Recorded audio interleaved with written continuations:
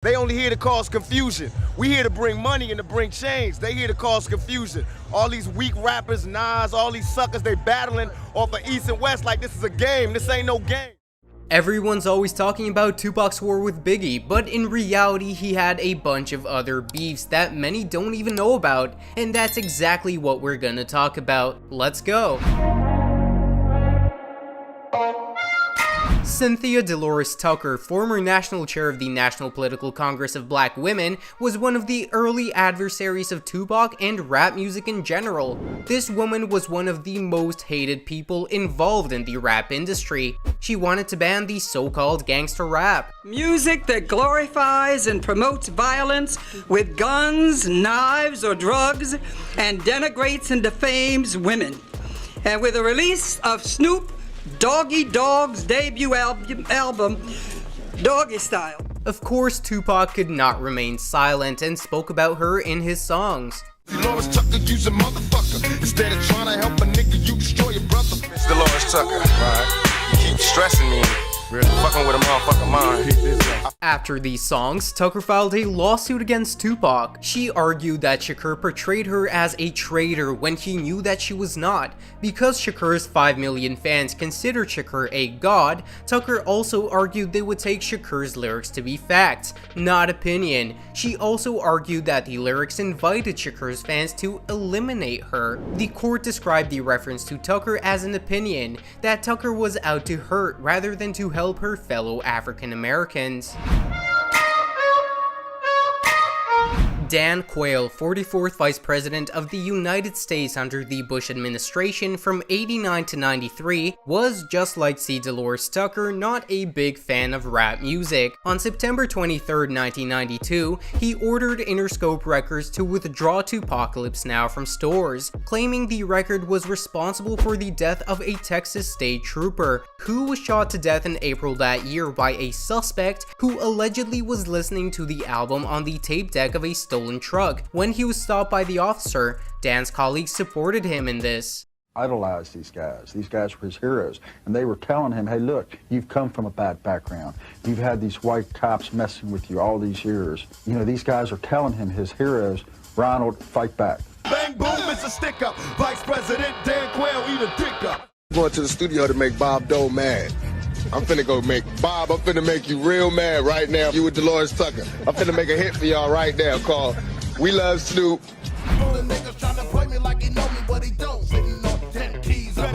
Initially, they were friends and made music together.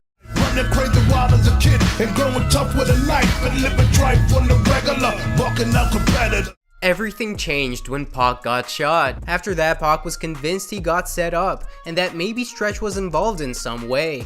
While incarcerated, Tupac learned Stretch was associating himself more and more with the people that he believed were behind the attack: the Notorious B.I.G., Puff Daddy, and especially Haitian Jack and Jimmy Henchman. Later, Tupac ended up in jail, and according to his ex-girlfriend, Stretch was hitting on her. He was like, basically like, what's up with you, what's up with me? And I was like, nothing. And sometime later in '95, Stretch was killed. Pac never wanted that to happen. Breaking the friendship would have been more than enough. In an interview with hip hop magazine The Source, he talked about Stretch.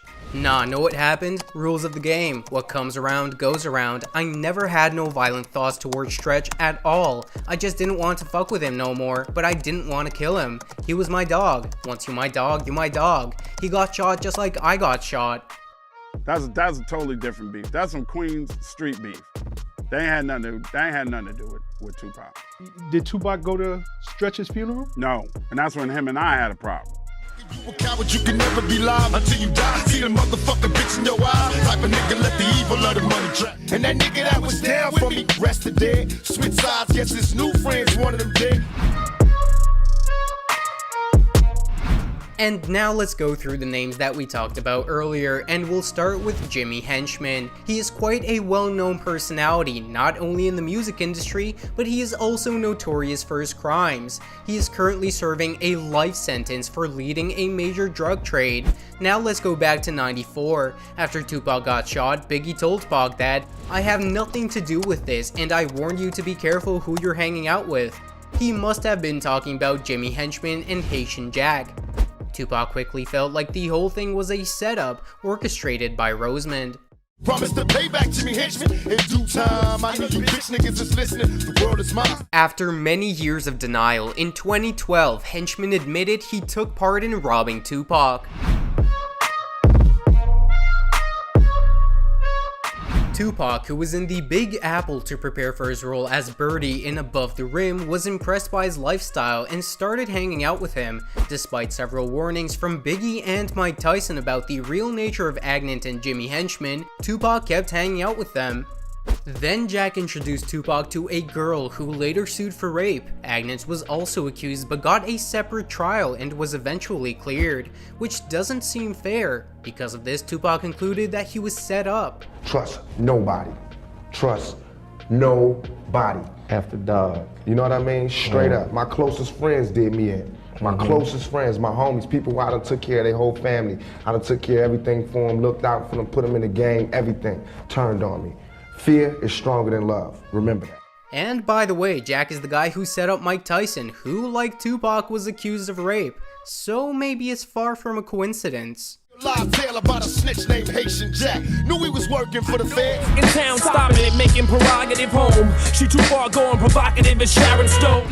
This all started when a small-time New Jersey rapper, Chino XL, followed on from rumors started by Wendy Williams of Tupac being raped in jail. Industry, I'm trying not to get fucked like Tupac in jail. You could hate. Many agreed that Chino just wanted fame and went the simple way by dissing a popular rapper. Even Ras Kass, who was a feature on the track, after hearing the line was not too thrilled.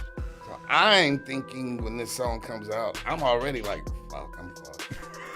I'm like, I'm fucked, bro. I literally was not happy about it. I'm like, bro, I don't like that line. I literally said that, you know what I mean? In a radio interview, Tupac addressed him stating, "Off the air, I'm gonna beat this guy's ass." Chino XL, fuck you too, all you motherfuckers. Chino responded in some songs, including a several-minute-long freestyle on a New York radio.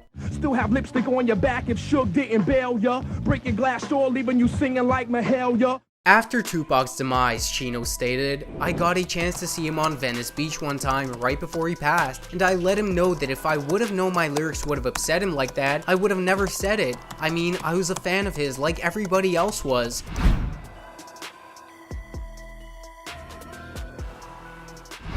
Wendy Williams, a woman who has spread many rumors about different celebrities throughout her life, said that Tupac was raped in prison. This is how Tupac responded to her allegations.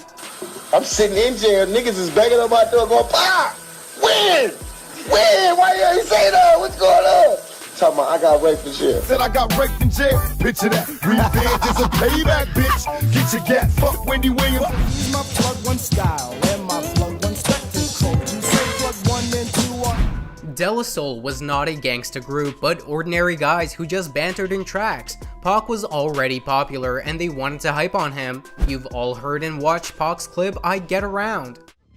What you mean you don't know? I get around. I'm something like a phenomenon. Well, I'm the hourglass cat, drug it out of Jack for jail. And as you may have already understood, the second clip was from De La Soul, where we see a parody of Shakur's who didn't exactly get the joke. One of the members of the trio, whose name is Pasta News, told him that they didn't want to diss him, and said they were just clowns making fun of how some people take this shit too seriously. Pac said, "Okay, cool." However, it didn't end there. In the intro song of the album Stakes is High, they were referring to Tretch of Naughty by Nature. Stick to your naughty by natures and your cane, cause graffiti that are based upon the wax is insane. Tupac, being very close with Tretch, couldn't let this second strike go by unnoticed. It's looking like Larry Holmes, flabby and sick. Trying to play a hate on my shit. To eat a fat dick. Pasta News once met with Tupac's sister, who said that her brother actually loved De La Soul, but believed that the trio dissed him, so he had to retaliate. And another member of the group named Dave said that they loved Pac and never wanted to offend him. Creeping and I'm creeping and I'm creeping, but I damn near got caught cause my beeper kept beeping. Now it's time for me to make. At first, everything was okay between Dre and Pac, and they even released a video together for California Love. Fresh out of jail, California dreaming. Soon as I step on the scene, I'm hearing hoochie scream. To some extent, the arrival of Pac at Death Row influenced Dre's decision to leave the label. Pac needed everything all at once, and Dre was a notorious perfectionist. In an interview, Pac expressed his dissatisfaction about working with Dre. He is a dope producer, but he ain't working years. And I got tired of that. I didn't think we needed that. I think we didn't need that. And he was owning the company too, and he's chilling. He owning the company, he's chilling this out, sucking dick, eating pussy. I'm out here in the street, you know what I mean? Whooping niggas' ass, starting wars and shit, putting it down, dropping albums, doing my shit. And this nigga's taking 3 years to do one song. In Against All Odds, he said that Dre's a punk ass, and didn't toss it up, he even dedicated a whole verse to him. No longer Dre Day, or even Dirt J, grown and forgotten, rock for plotting shelf.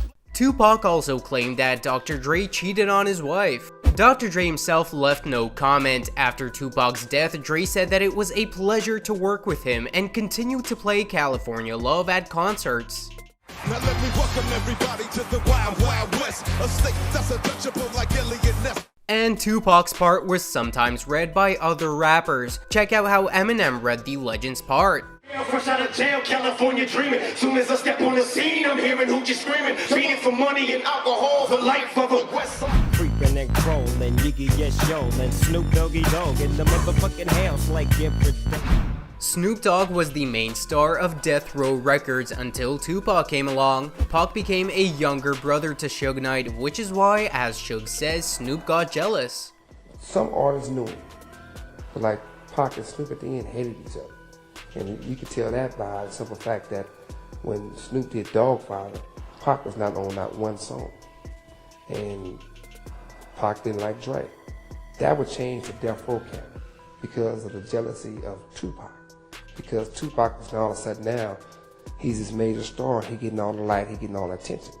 The pinnacle was when Tupac, Snoop, and the whole Death Row crew were in New York in early September 1996 for the 1996 MTV Music Video Awards.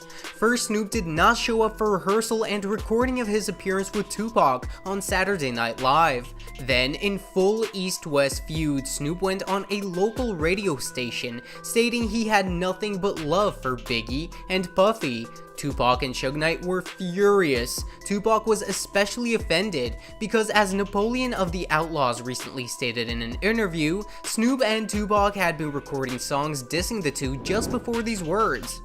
Bro, I heard it. I remember he called us in the studio and was like, "Pac, listen, I got at him. Listen to the lyrics."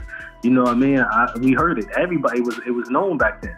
An uncomfortable flight back west later, during which Snoop would fear for his life, as he would later say on numerous occasions, the two rappers went their separate ways, and Tupac got fatally shot just a couple of days later, without an opportunity to settle the argument.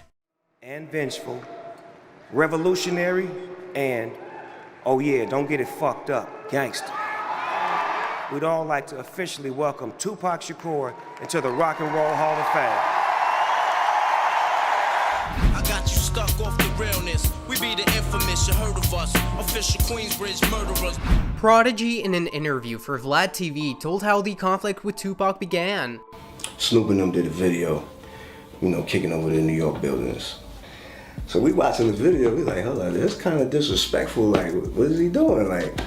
Working, take 10 steps and turn and shoot the first nigga smirking. Mobb Deep found that disrespectful and responded, defending their home state and city. Furthermore, on Survival of the Fittest, they seemed to claim Thug while Tupac was serving time in jail.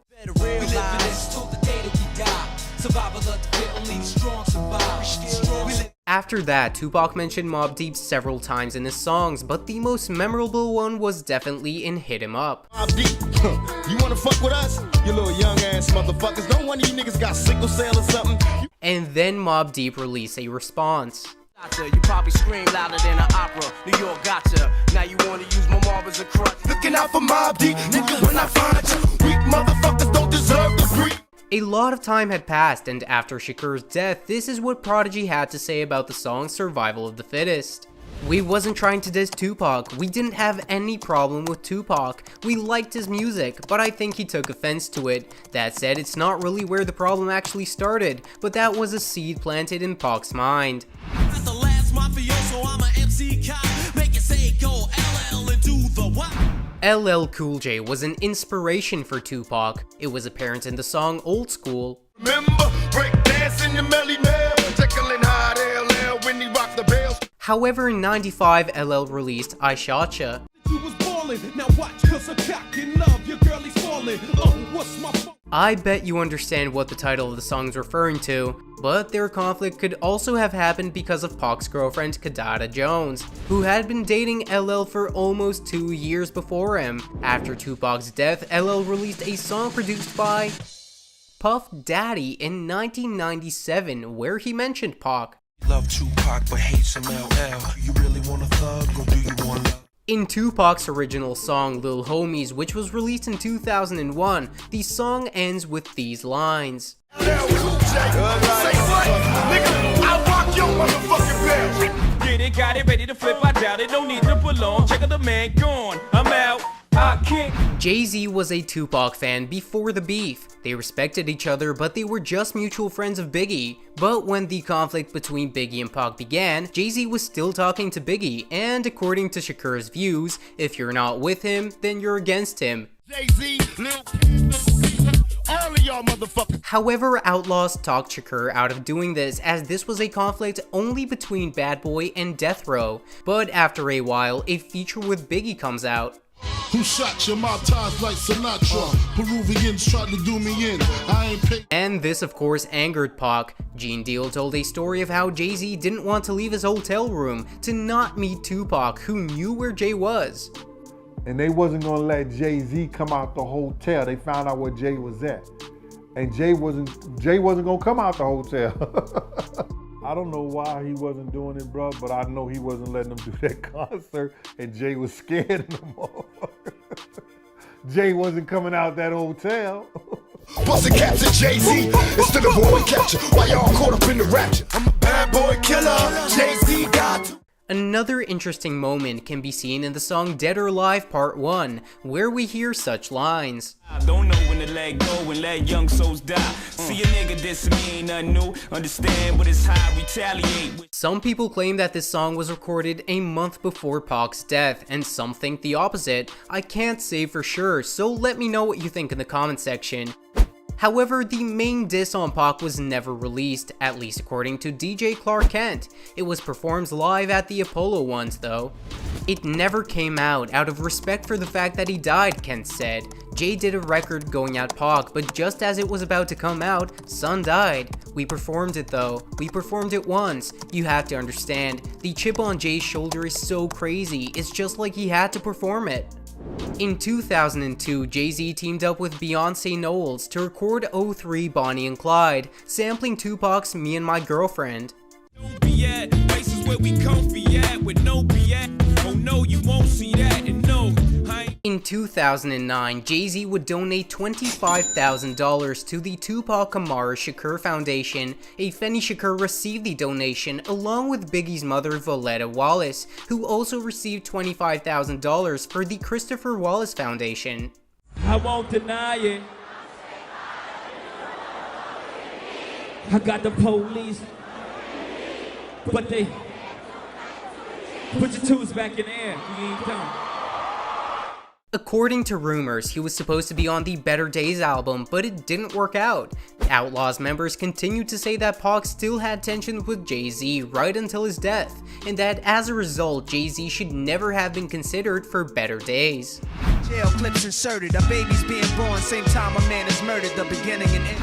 And once again, Tupac was on good terms with someone, but then everything went down the drain. This time we're talking about Nas. They respected each other, but all good things must come to an end. Due to faults of his own, rapper Nas got caught up in the East versus West Coast beef, which of course Tupac wouldn't have liked as it initially had nothing to do with Nas. Tupac and Nas met each other at the House of Blues, where they talked about this whole beef situation. Tupac told Nas that he was in no way involved, and that he should not get caught up in it because he and Death Row had nothing but love for him. But then Tupac listened to Nas' song, and he remarked that there was a song The Message, in which Nas was talking about fake thugs, and it sounded as if Nas was talking about Tupac. Thug, no love, you get the slug. CB4 gusto, your luck low. I didn't know till I was drunk though. Later, Troublesome 96 comes out, and this might be a diss on Nas. Tupac felt Nas stole his beat when Nas used the same beat on Street Dreams that Tupac used on All Eyes on Me. Still down, nigga, holler when you see me, and let these devils suck for the day they finally freed me. And put me up for the share, 1/4 of a square, headed for Delaware with one change. To get back at Nas, Pac used the same sample Nas used on If I Ruled the World on this song. Flashing, fashion, designer clothes, lacing your click up with diamond rolls. Your people's holding dough, no parole. This one was squashed at the 1996 MTV Video Music Awards in New York on September 4th. Tupac committed to removing his attack on Nas from the song, but he got fatally shot only 2 days later. Nas was actually in the middle of a live concert when Tupac was pronounced dead. He interrupted his show for a moment of silence, and these are some of the very lines from the songs that have not been deleted. Little nigga named Nas, think he live like me. Talk about he left the hospital, took fire like me.